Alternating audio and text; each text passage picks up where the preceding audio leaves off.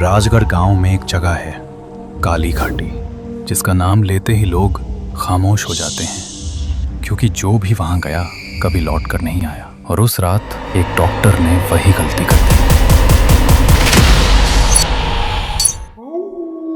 रात काफी गहरी हो चुकी थी। राजगढ़ गांव पर एक अजीब सा सन्नाटा छाया हुआ था। गांव के हर घर के दरवाजे बंद थे और बाहर सिर्फ खामोशी, इतनी गहरी जैसे वहां कोई रहता ही ना हो। हवा भी जैसे रुक सी गई थी। मौत जैसी खामोशी के बीच एक घर ऐसा था जहां अभी भी रोशनी जल रही थी, और उस रोशनी के पीछे राज। दरअसल राज काफी देर से लैंडलाइन पर बात कर रहा था। राज पेशे से एक डॉक्टर था और आसपास के गांव के लोग रात हो या दिन हर मुसीबत में सबसे पहले उसे याद करते थे। उसके चेहरे के बदलते हुए एक्सप्रेशन देखकर ही ये समझ आ रहा था कि बात कोई आम नहीं है। पीछे कमरे के एक कोने में रागिनी अपने बच्चे को सुलाने की कोशिश कर रही थी, लेकिन उसकी नजरें बार बार राज की तरफ जा रही थी। रागिनी, जो राज की पत्नी थी, उसे अंदाजा हो चुका था आसपास के किसी गांव में कोई बड़ी मुसीबत आ चुकी है। ओ नहीं, उन्हें बोलो लंबी लंबी सांस लेते रहो, मैं आ रहा हूँ। नहीं, मैं काली घाटी वाले रास्ते से आऊंगा, वहां से तुम्हारा घर पास में पड़ेगा। जैसे ही राज के मुंह से काली घाटी शब्द निकला, रागिनी का चेहरा एक पल में ही सफेद पड़ गया। उसकी आंखें फट सी गईं और कान जैसे खुद ब खुद खड़े हो गए, जैसा उसने कोई ऐसा नाम सुन लिया हो जिसे लेना भी मना हो। राज ने धीरे से फोन रखा। रागिनी की दबी हुई लेकिन कांपती आवाज गूंज उठी। तुम कहीं नहीं जाओगे। राज ने तुरंत उंगली होठों पर रखकर उसे चुप करवा दिया। फिर राज ने हल्की सी नजर झुकाकर कहा, तुम थोड़ा धीरे नहीं बोल सकती क्या? और तुम्हें पता है ना, मुझे वहां जाना ही पड़ेगा। लेकिन इस बार रागिनी रुकने वाली नहीं थी। प्लीज मत जाओ, तुम तो जानते हो ना, काली घाटी रात में शमशान बन जाती है। उसकी आवाज में डर भी था और एक अजीब सा अंदेशा भी। राज ने गहरी सांस ली और पूरी हिम्मत जोड़कर बोला, और तुम्हें पता है ना, मुझे वहां जाना ही पड़ेगा। मेरे लिए मेरे पेशेंट की हालत सबसे महत्वपूर्ण है। तुम चिंता मत करो, मैं सुबह तक आ जाऊंगा। मेरा सूटकेस लाओ। रागिनी के हाथ कांप रहे थे, आंखों में आंसू भर आए थे। वो जानती थी राज को रोकना नामुमकिन है। आखिरकार रागिनी ने धीरे से उसका सूटकेस उसके हाथ में दे दिया। आंसू अब रुक नहीं रहे। राज ने एक पल के लिए उसकी तरफ देखा, जैसा कुछ कहना चाहता हो, लेकिन शब्दों की जगह सिर्फ खामोशी थी। रात और भी गहरी हो चुकी थी, मानो आसमान में चांद बादलों के पीछे छुप गया हो और हर तरफ एक अजीब सा सन्नाटा छाया हुआ था। राज अपनी साइकिल लेकर निकल पड़ता है। पीछे से रागिनी भागते हुए आती है। उसकी आवाज रात की खामोशी को चिर रही थी, जैसे उसने अपना कान खुद ही बंद कर लिया हो। ना वो मुड़कर देखता है, ना रुकता है, बस साइकिल तेज चलाता हुआ अंधेरे में आगे बढ़ता जाता है और धीरे धीरे वो रागिनी की नजरों से ओझल हो जाता है। रागिनी वहीं खड़ी रह जाती है। वो फूट फूट कर रोने लगती है, जैसे उसे एहसास हो चुका हो कि आज की रात कुछ बहुत बुरा होने वाला है। सुनसान जंगल का रास्ता, पतली टेढ़ी मेढ़ी सड़कें और दोनों तरफ गहरा अंधेरा। राज अकेला अपनी साइकिल चलाता हुआ उस खौफनाक रास्ते पर आगे बढ़ रहा था। न कोई आवाज, न कोई इंसान, सिर्फ साइकिल की हल्की सी खड़खड़ाहट। राज तेजी से साइकिल चला रहा था। उसके चेहरे पर डर साफ नजर आ रहा था। रात और गहरी होती जा रही थी और जंगल का रास्ता और भी डरावना। हर पेड़, हर झाड़ी जैसे उसे घूर रही हो। राज बार बार पीछे मुड़कर देखने की कोशिश करता है, लेकिन हिम्मत नहीं जुटा पाता। तभी अचानक साइकिल के पीछे कुछ जोर से अटक जाता है। साइकिल एक झटके से रुकती है और राज सीधे जमीन पर गिर पड़ता है। वो दर्द से करा उठता है, लेकिन उसका ध्यान तुरंत सामने चला जाता है। घास के बीच कुछ हिल रहा था, धीरे लेकिन साफ, जैसे कोई वहां छुपा हो। राज की आंखें डर से फैल जाती हैं। वो पीछे हटने की कोशिश करता है, तभी टक टक टक किसी के चलने की आवाज सीधे उसकी तरफ पड़ रही थी। राज की सांसें थम जाती हैं। उसकी चीख पूरे जंगल में गूंज उठती है। रागिनी खिड़की के पास खड़ी अंधेरे में डूबी काली घाटी की तरफ देख रही थी। अचानक वो चीख उसके कानों तक पहुंचती है। रागिनी का चेहरा सफेद पड़ जाता है, उसकी आंखों से आंसू बहने लगते हैं। वो जोर जोर से चिल्लाने लगती है। मैंने कितनी बार तुम्हें रोका था, मत जाओ, मत जाओ। उसकी आवाज टूट रही थी, जैसे उसे पहले से पता हो कि अब राज वापस नहीं आएगा। 20 साल बीत चुके थे। रोहन काफी समय बाद अपने गांव जा रहा था। उसके साथ था उसका दोस्त विजय, जो इस सफर को सिर्फ एक ट्रिप समझ रहा था। लेकिन उसे नहीं पता था काली घाटी उसका इंतजार कर रही थी। बस स्टॉप पूरी तरह से खाली था, ना कोई भीड़, ना कोई आवाज। रोहन और विजय साइड में खड़े बस का इंतजार कर रहे थे। कुछ ही देर में दूर से एक पुरानी सी बस नजर आती है, धूल उड़ाती हुई धीरे धीरे उनकी तरफ बढ़ती हुई, और फिर उनके सामने आकर रुक जाती है। दोनों बिना कुछ कहे बस में चढ़ जाते हैं। बस धीरे धीरे चल पड़ती है। बस में बैठते ही रोहन ने बिना वक्त गवाए अपनी माँ को फोन लगा दिया। उसकी आवाज में हल्का सा सुकून नमस्ते था। माँ, हम लोग यहाँ से निकल गए हैं और रात तक पहुँच जाएंगे। वो अपनी माँ को यकीन दिलाना चाहता है कि सब ठीक है, लेकिन जैसा उसने कहा कि वो लोग रात तक पहुंच जाएंगे, दूसरी तरफ एक पल के लिए खामोशी छा गई। और फिर उसकी माँ की आवाज़ थोड़ी सी कांपती हुई सुनाई दी, जैसे वो किसी अनजाने डर से गिरी हो। रोहन तुरंत समझ गया कि उसकी माँ किस बात से घबरा रही है। उसने बिना कुछ पूछे ही उन्हें तसल्ली देने की कोशिश की और कह दिया, हम लोग काली घाटी से नहीं आ रहे हैं। लेकिन ये बात सुनकर विजय का ध्यान तुरंत उसकी तरफ चला गया। अब तक वो सिर्फ खिड़की के बाहर देख रहा था, लेकिन अब उसके चेहरे पर हल्का सा तनाव उभर आया था। रोहन ने बात यहीं खत्म कर दी और फोन रख दिया। लेकिन जब विजय ने उस नाम के बारे में पूछा, भाई ये काली घाटी क्या है? तो रोहन ने उसे तुरंत चुप करा दिया, शश, उसका नाम मत ले। जैसे वो नहीं चाहता था कि उस जगह का जिक्र भी हो। और यही बात विजय के मन में और भी सवाल पैदा कर गई। लेकिन थोड़ी देर बाद सफर की थकान और वक्त के साथ वो सवाल धीरे धीरे कहीं खो गए, या शायद उसने उन्हें नजरअंदाज कर दिया। लेकिन सच तो ये है कि जिन सवालों को वो भूल रहा था, वही सवाल आगे चलकर उसके लिए सबसे बड़ा सच बनने वाले थे। सफर धीरे धीरे आगे बढ़ रहा था। रास्ते में आती हुई खूबसूरत वादियां और खुले आसमान के नीचे फैली हुई हरियाली, इन सब खूबसूरत व्यू को देखकर विजय के चेहरे पर एक अलग ही उत्साह था। लेकिन धीरे धीरे दिन ढलने लगा। रात अपनी चादर फैलाने लगी थी और उनका सफर अब अपनी मंजिल के करीब पहुंच रहा था। बस के अंदर अब एक अजीब सी शांति छा गई थी। विजय के अलावा लगभग सभी लोग नींद के आगोश में जा चुके। रोहन भी थकान की वजह से आंखें बंद करके बैठा था। सिर्फ बस के इंजन की आवाज और कभी कभी हिलते हुए शीशे इस खामोशी को तोड़ रहे थे। और फिर अचानक चीख!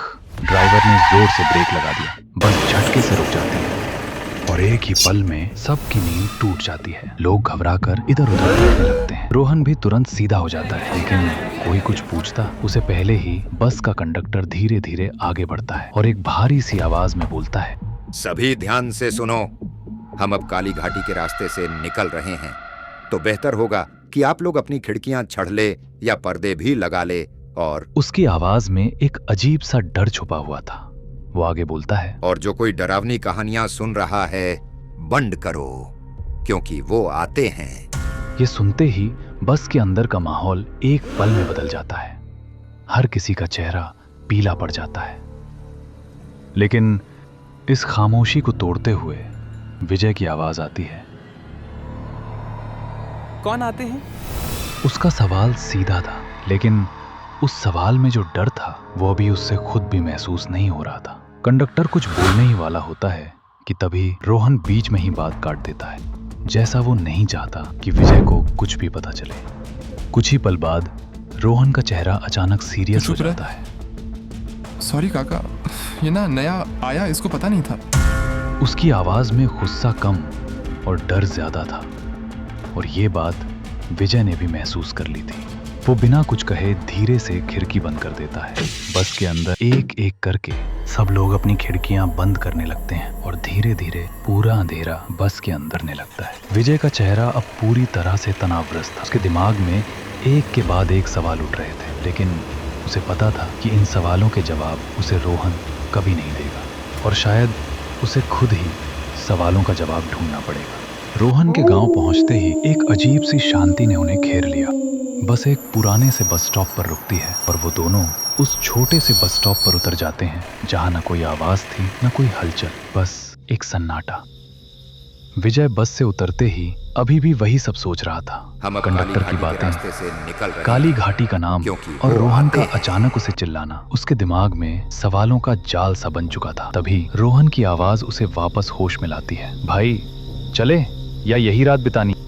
विजय हल्की सी हिचकिचाहट के साथ उसकी तरफ देखता है और बिना कुछ कहे उसके साथ चल पड़ता है। दोनों धीरे धीरे आगे बढ़ने लगते हैं। थोड़ी ही देर चलते ही वे दोनों रोहन के घर के सामने खड़े होते हैं। रोहन घर के दरवाजे के पास पहुंचते ही हल्के से दरवाजा खटखटाया और थोड़ी देर में दरवाजा धीरे से खुल जाता है। अंदर खड़ी होती है रोहन की माँ। उनके चेहरे पर एक अलग ही खुशी थी, जैसे वो कब से इस पल का इंतजार कर रही हो। रोहन को देखते ही उनकी आंखें चमक उठती हैं और वो बिना देरी किए दोनों का प्यार से स्वागत करती हैं। विजय, जो अब तक सफर और सवालों में उलझा हुआ था, ये सब देखकर एक पल के लिए बिल्कुल हल्का महसूस करता है। उसके चेहरे पर भी धीरे से एक मुस्कान आ जाती है। इतना प्यार भरा स्वागत शायद उसने काफी वक्त से महसूस नहीं किया था और इसके लिए उसका दिल भी थोड़ा सा यहीं ठहर सा गया।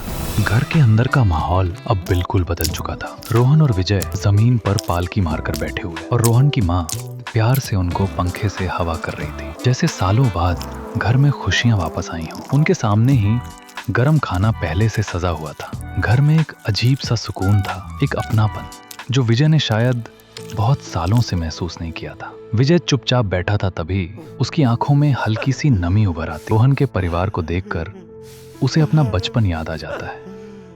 एक ऐसा बचपन जहां न माँ का प्यार था न पिता का साया। बचपन में ही एक घटना ने उसे सब कुछ छीन लिया था, लेकिन आज इस घर में बैठकर उससे पहली बार परिवार का एहसास हो रहा था और शायद इसीलिए उसकी आंखें भर आई थीं।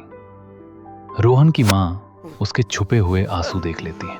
वो प्यार से उसकी तरफ देखकर पूछती हैं, क्या हुआ बेटा, तुम रो क्यों रहे हो?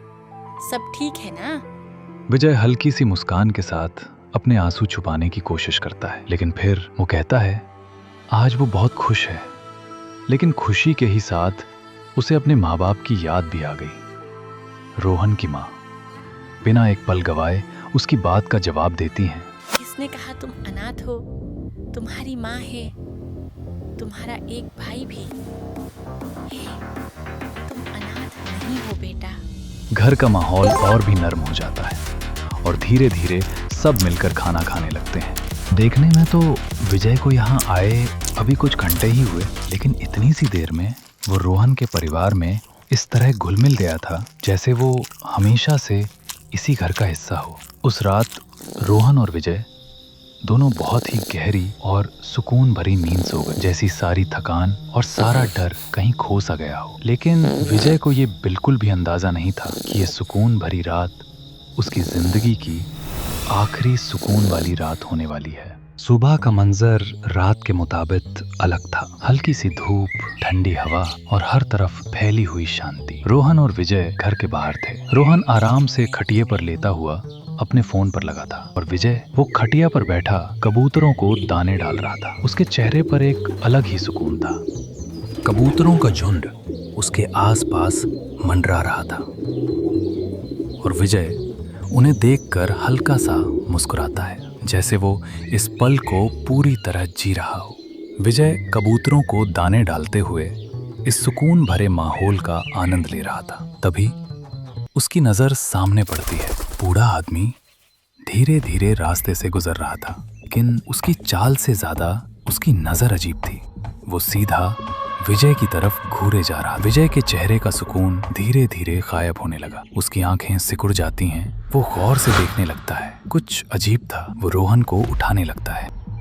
भाई वो देख, मुझे वो चाचा मुझे साइकोपैथ लगता है, कैसे घुर रहा है मुझे। विजय की बात सुनते ही सामने देखकर हल्का सा मुस्कुराता है। वो कहता है, अबे ओए, ये गोपाल चाचा हैं।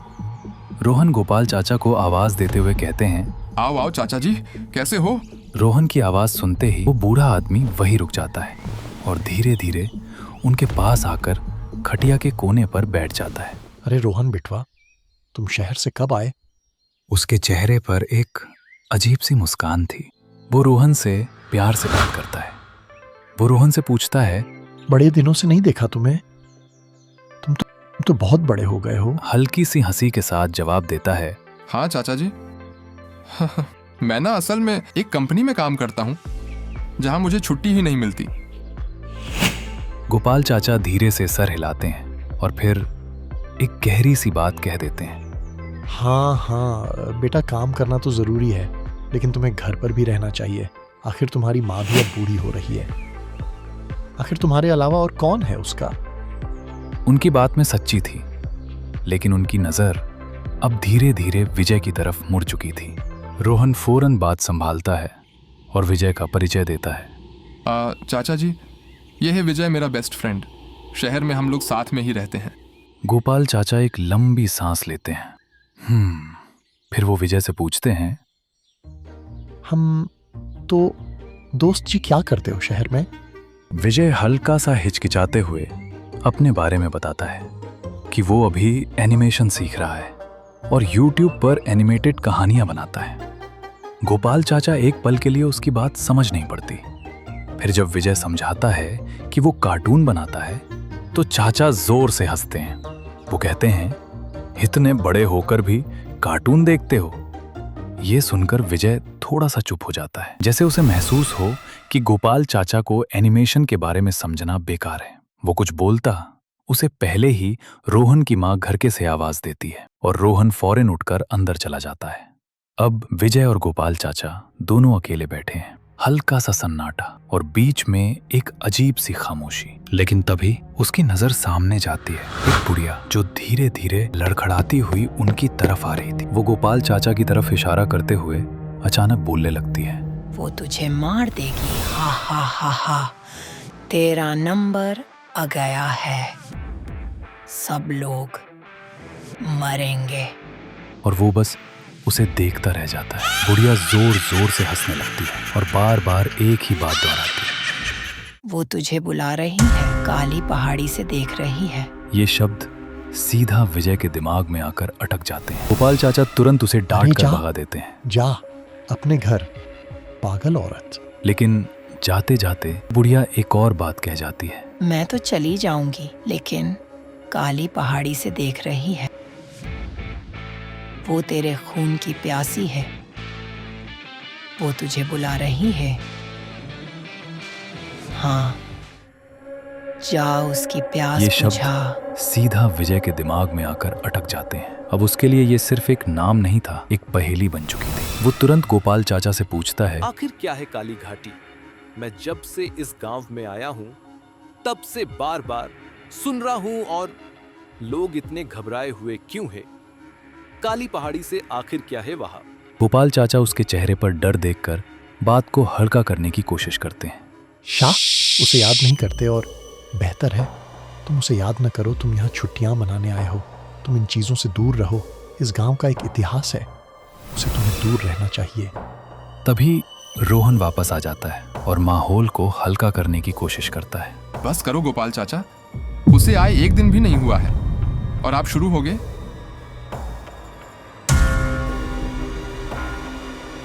अरे विजय, तू चिल कर, ये तो इनकी आदत है दूसरों को डराने की। गोपाल चाचा भी हल्की सी हंसी के साथ वहां से उठ जाते हैं, लेकिन विजय भी बात को नॉर्मल लेने की कोशिश करता है और रोहन के साथ खाना खाने के लिए उठ जाता है। और उससे ये बात अच्छे से समझ आ गई थी, अगर उसने जवाब ढूंढने की कोशिश की, शायद को सच उसकी सोच से कहीं ज्यादा खतरनाक होगा। धीरे धीरे शाम रात में बदलने लगी थी। गांव की जो चहल पहल दिन भर थी, अब धीरे धीरे खामोशी में बदल रही थी। रोहन का घर, बाहर से सब कुछ शांत, लेकिन अंदर घर का माहौल अभी भी गर्म और अपनापन भरा था।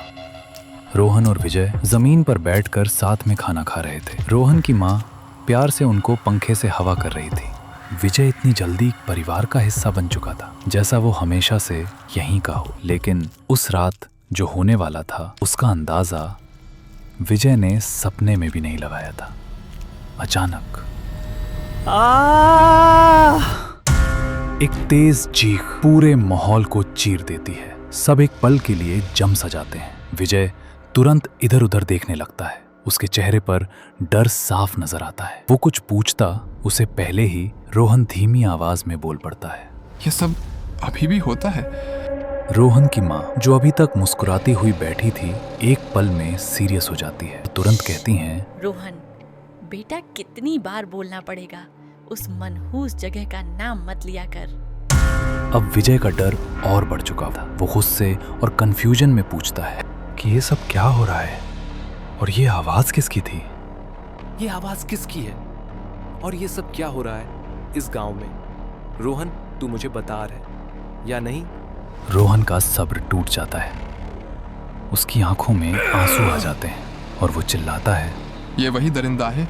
उसकी आवाज में दर्द था और गुस्सा, जिसने मेरे से मेरे पापा को छीन लिया और मुझे अनाथ बना दिया। विजय एक पल के लिए उसे बस देखता रह जाता है, जैसे उसने रोहन का एक ऐसा रूप देख लिया हो जो उसने कभी पहले नहीं देखा। लेकिन रोहन जैसे अपने आप पर काबू खो चुका था। वो तेजी से उठकर दूसरे कमरे की तरफ भागता है। विजय भी उसके पीछे दौड़ पड़ता है। कमरे में अंधेरा था और उस अंधेरे के बीच एक पुराना सा फोटो फ्रेम लगा था। रोहन उसके सामने रुक जाता है और अचानक फूट फूट कर रोने लगता है। विजय धीरे से उस फ्रेम की तरफ देखता है और फिर सच सामने आता है। फोटो में जो आदमी था वो कोई और नहीं, राज था। वही राज जिसकी कहानी 20 साल पहले शुरू हुई थी और अब फिर से जिंदा होने वाली थी। विजय फौरन उसके पास आता है, उसे संभालते हुए धीरे से पूछता है, आखिर क्या है उस जगह का राज? रोहन एक लंबी गहरी सांस लेता है, फिर धीरे धीरे बोलना शुरू करता है कि असली सच उसे भी नहीं पता। बस इतना पता है जो गांव वाले कहते हैं। अगर कोई रात के वक्त काली पहाड़ी के पास से गुजरता है, कुछ ऐसी ताकत जाग उठती हैं जो वापस आने नहीं देता, जो उसका रास्ता हमेशा के लिए बंद कर देती हैं। और रोहन जैसे हर लफ्ज के साथ और टूट रहा था। वाह, दोनों अभी इस बात को समझने की कोशिश ही कर रहे हैं कि तभी ठक ठक ठक घर के दरवाजे पर जोर से दस्तक होती है। रात के ठीक 12 बज रहे थे। रोहन और उसकी माँ दोनों एक दूसरे की तरफ देखते हैं। उनके चेहरे पर साफ डर था। इतनी रात को कौन हो सकता है? इतनी रात गए दरवाजे पर कौन आया था? और क्या यही थी काली घाटी की असली शुरुआत? कहानी अभी खत्म नहीं हुई है।